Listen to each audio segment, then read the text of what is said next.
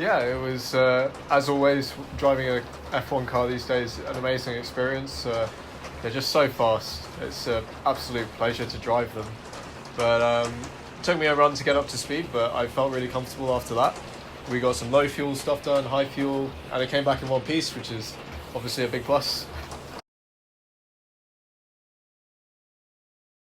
You say it with a smile on your face, but at the same time, it's quite a serious thing because, like a lot of teams at this early stage in the season, spare parts are not hugely abundant for us at Williams. So, we don't want to cause any extra stress on the team by having an accident. Yeah, I think I found a good balance. Like I say, it was a bit of building myself up to it. I mean, I only had, I think, 8 pushing laps in performance mode before going to high fuel. So you got 8 laps to set a time if you like, and those first 3 or 4 you're just well below the limit, slowly finding out what's possible.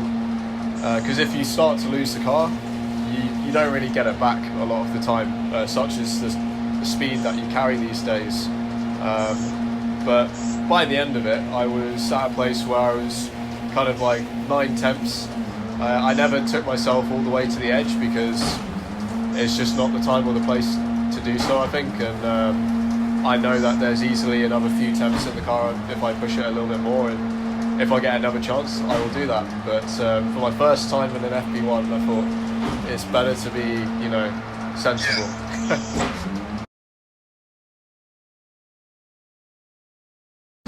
I think here, this track exacerbates it because corners like turn 9 and turn 10, it's really, the way the track falls away from you and goes downhill, if you start to lose the rear, it's very, very difficult to catch it, and it goes very quickly, as we saw with Daniel. But I think when we go to more conventional tracks, we might see it a bit less dramatic.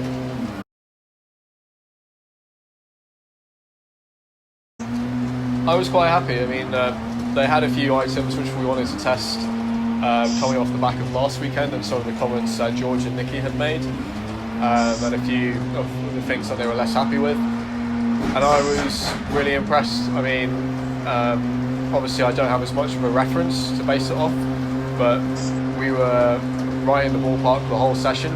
Pace-wise, I think, even without me pushing 100%, we were only 3 or 4 tenths off the Alfa Romeos in front. I think it's going to be really close to getting to Q2. I think they're doing a really good job.